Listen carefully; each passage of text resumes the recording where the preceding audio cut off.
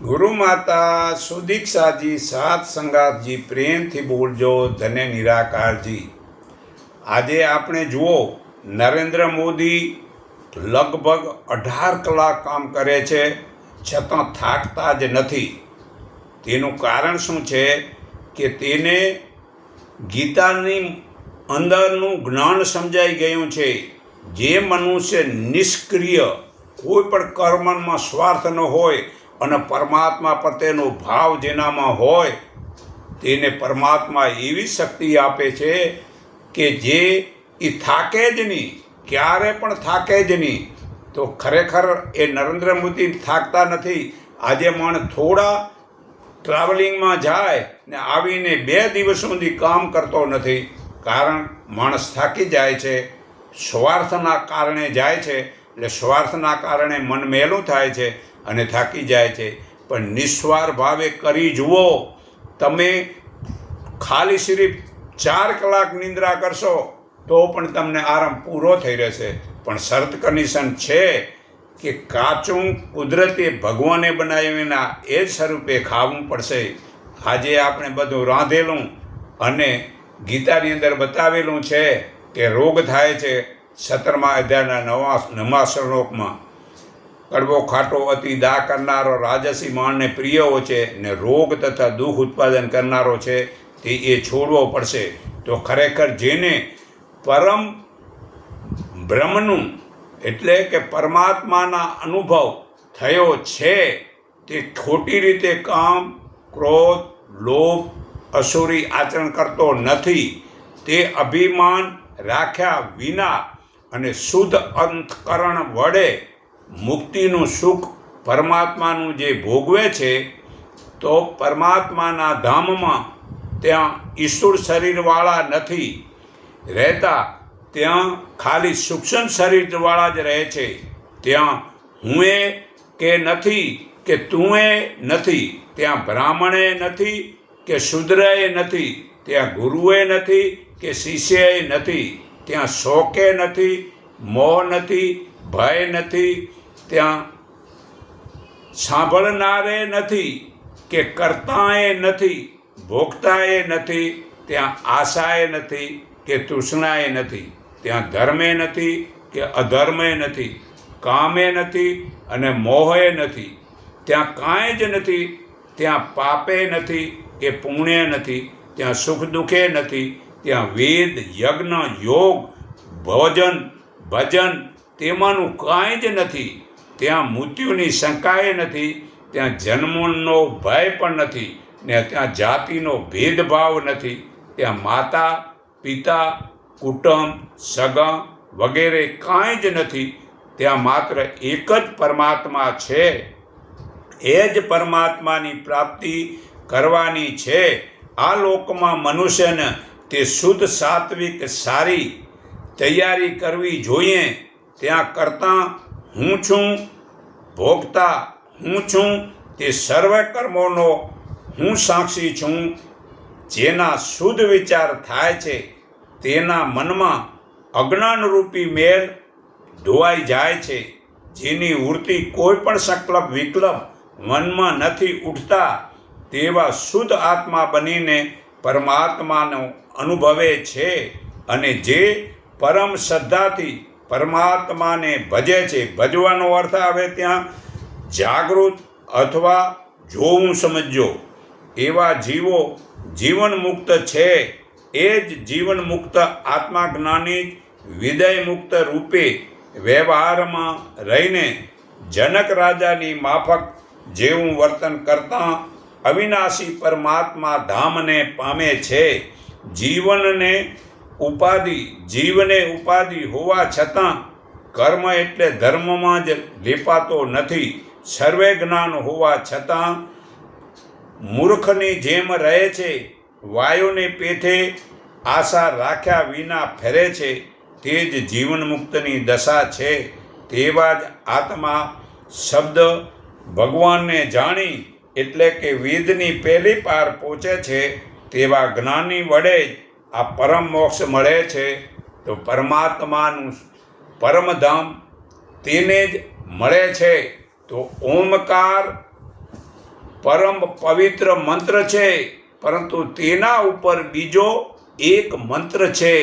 આ જગતમાં સર્વે અક્ષરો ઓમ વડે બન્યા છે.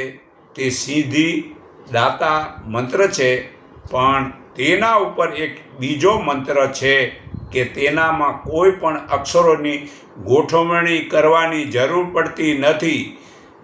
તેનું વળી નામ નથી, તેથી તે મંત્ર બોલવો પણ પડતો નથી.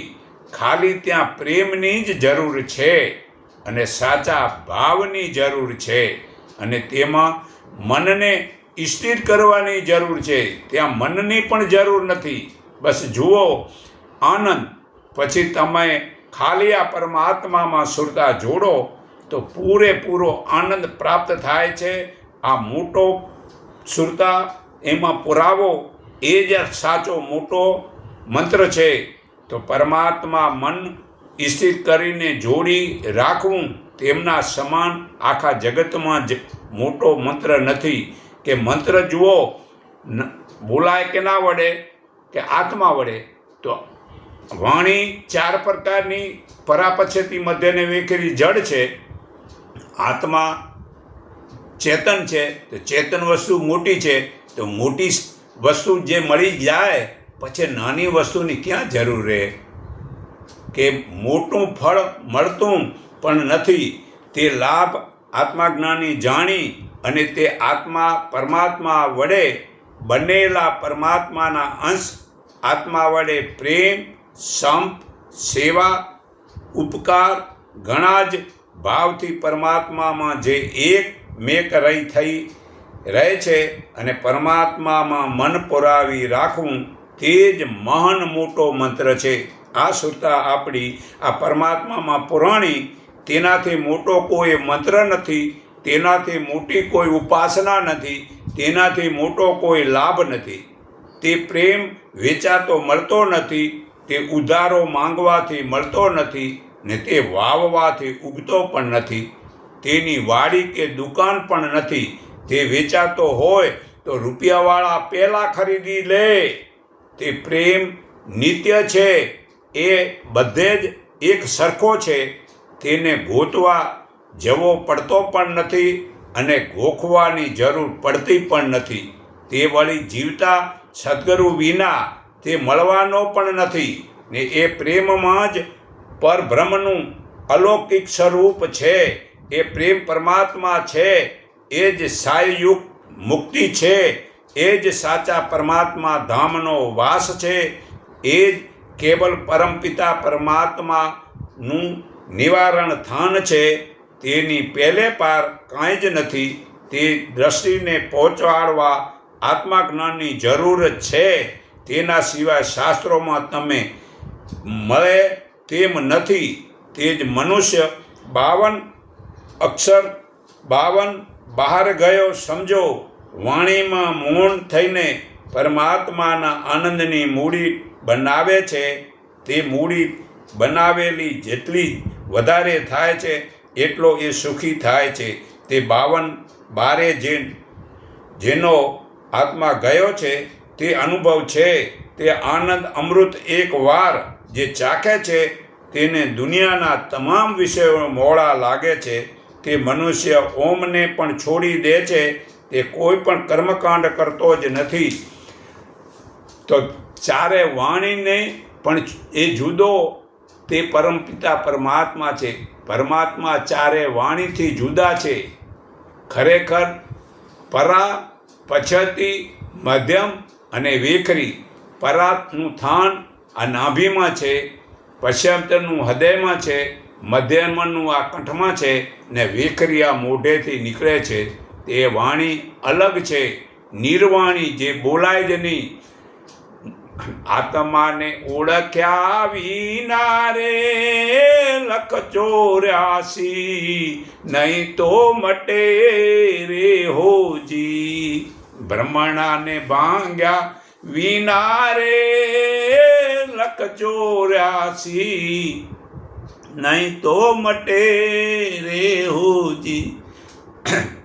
વળી ભજનમાં કહ્યું છે, જાવું છે નિર્વાણી એ આત્માને કરી લે ઓળખાણી રામ રામ જાવું છે નિર્વાણી રામ આત્માને કરી લે ઓળખાણી રામ. તો નિર્વાણી જે બોલાય જ નહીં એ ચારે વાણીની ઉપર પરમાત્મા પદ છે. તે સર્વ જ્ઞાનમાં શ્રેષ્ઠ જ્ઞાન છે.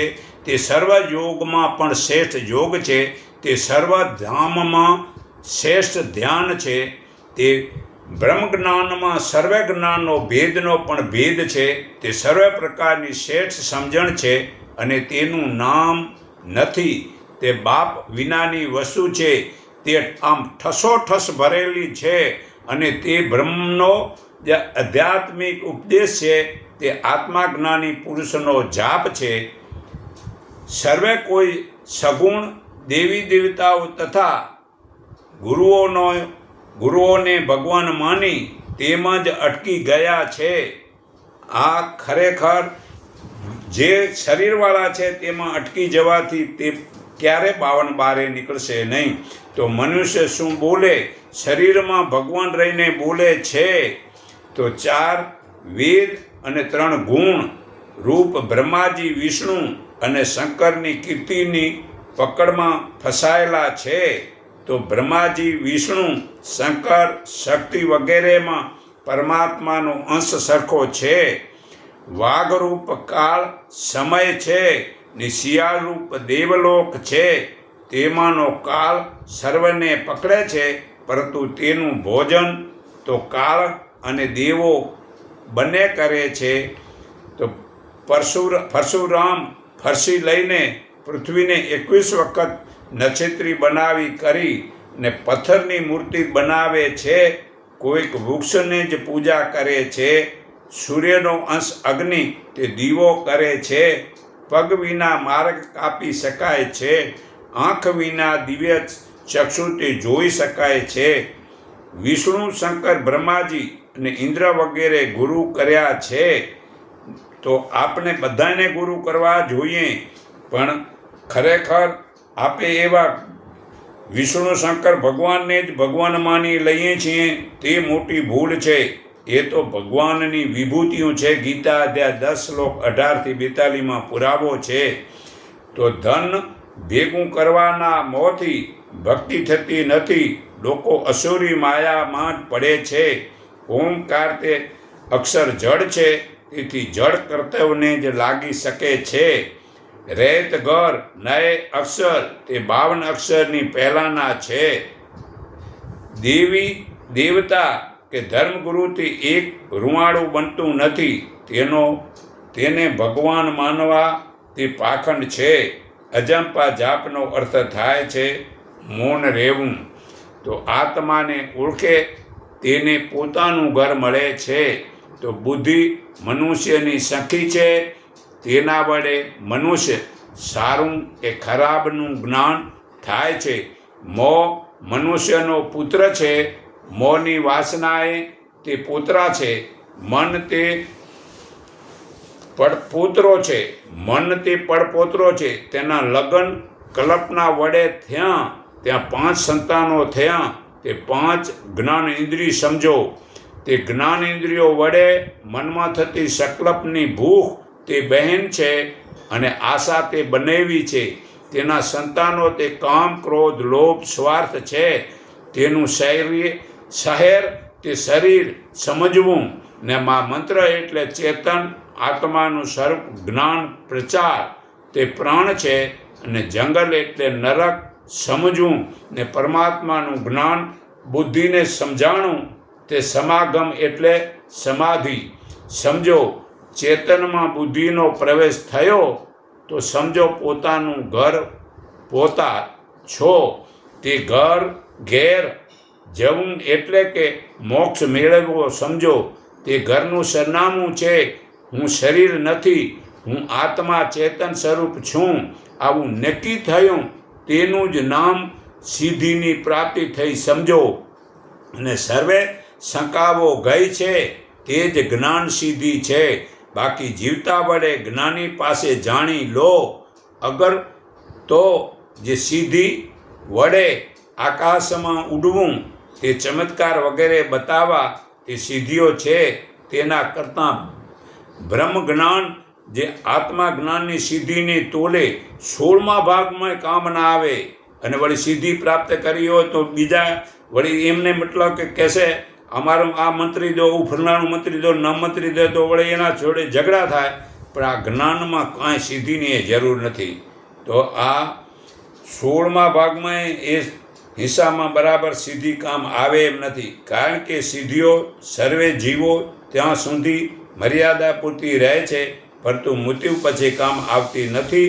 પરંતુ આત્મા જ્ઞાન સિદ્ધિઓ વિધનરૂપ છે, કારણ કે આત્મા જ્ઞાન થયા પછી તે ક્યારે ભૂલાતું નથી. કારણ કે જાદુગરના ખેલથી કોને આત્મા જ્ઞાન થયું છે, સિદ્ધિઓથી કોઈનું ભલું થતું નથી. આત્મા જ્ઞાન પ્રાપ્તિની સામે બ્રહ્માજીનું પદ પણ તૂણ સમાન છે. તે સિદ્ધિઓ માટે કેટલા વર્ષો બગાડો ત્યારે સિદ્ધિઓ થાય છે, જ્યારે આત્મા જ્ઞાન પ્રાપ્તિમાં સમયની વધારે જરૂર પડતી નથી. અર્જુનને બાણ છોડતા યુદ્ધમાં શ્રી કૃષ્ણએ આ જ્ઞાન આપ્યું હતું. તે જ્ઞાન સમજવા પછી તેનો મોહ છૂટ્યો હતો, અને જ્ઞાન થયા પછી શરીરમાં જે ખાવું, પીવું, પહેરવું, જોવું, સાંભળવું, સૂંઘવું વગેરે શરીરનો મોહ ન થવો અને ખોટી રીતે જ્યાં ત્યાં ફરવા જવું તેવું જીવનમાં ઉતરે તો બરાબર જ્ઞાન થયું. ખોટી રીતે જ્યાં ત્યાં ફરવા ન જાઓ, ખોટું ખાવું, પીવું, સાંભળવું ન કરો તો આત્મા જ્ઞાન થયું. તો હું આ સર્વના હૃદયમાં રહેલા પરમપિતા પરમાત્માને હું મારા હૃદય ભાવથી નમન કરું છું. એકને ઓળખો, એકને માનો, એક સંઠીન થાવ એટલું કહી હું મારી વાણી વિરામું છું.